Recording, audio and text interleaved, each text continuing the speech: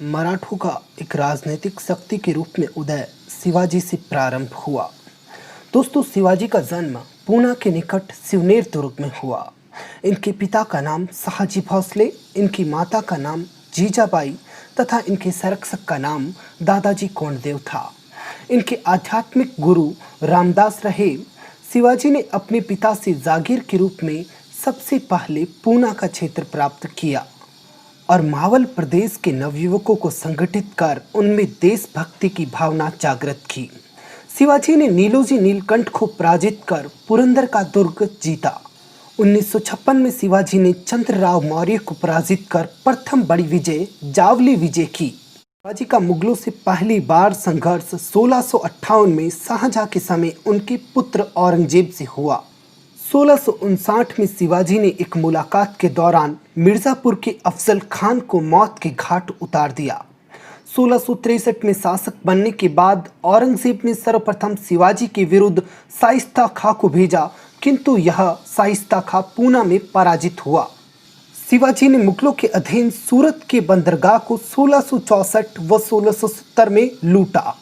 दोस्तों, इस समय ईस्ट इंडिया कंपनी का जो अधिकारी था वो जॉन ऑक्साइडन था।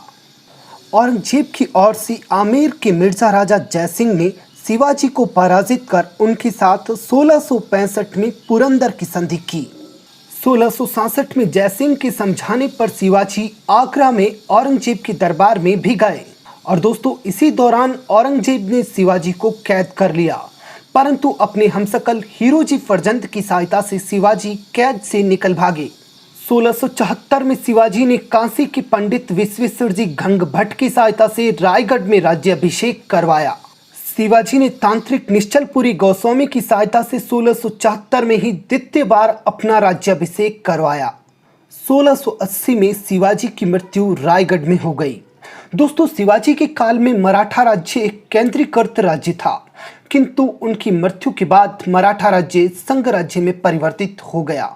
इस मराठा संघ में नागपुर के भोंसले, ग्वालियर के सिंधिया, बड़ौदा के गायकवाड़, इंदौर के होलकर, पूना के पेशवा सम्मिलित थे। शिवाजी अपनी मंत्री परिषद अष्टप्रधान की सहायता से चलाते थे। अष्टप्रधान में प्रमुख पद प्रधानमंत्री, सेनापति, विदेश मंत्री का था, जिन्हें क्रमशः पेशवा, सरनौबत और सुमंत के नाम से जाना जाता था। दोस्तों, शिवाजी ने जो भी क्षेत्र विजित किए थे उन्हें शिवाजी ने स्वराज कहा। मराठों में मुद्रा को खून व मराठा लिपि मोड़ी लिपि कहलाती थी। शिवाजी के समय भूमि मापन के लिए जरीब के स्थान पर कांटे की लकड़ी का प्रयोग किया जाता था। मराठा राज्य की आय के प्रमुख साधन चौथ तथा सरदेश मुख थे।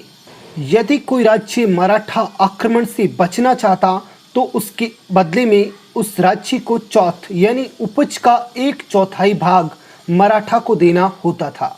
दो राज्य आपस में लड़ रहे होते और यदि किसी एक राज्य को मराठा की सहायता चाहिए होती तब भी उस राज्य को चौथ देनी होती थी। दोस्तों, शिवाजी स्वयं को अन्य मराठा सरदारों से सबसे अधिक वंशानुगत सरदार मानते थे।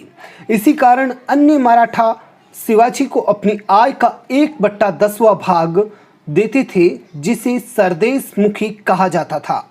एडम स्मिथ ने शिवाजी के राज्य को डाकू राज्य बताया और उसी के साथ मैं आपको बता दूं कि औरंगजेब शिवाजी को पहाड़ी चूहा कहा करता था।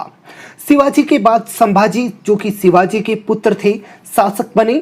1689 में औरंगजेब ने संभाजी को मंत्री कलश के साथ पकड़ लिया तथा मार दिया।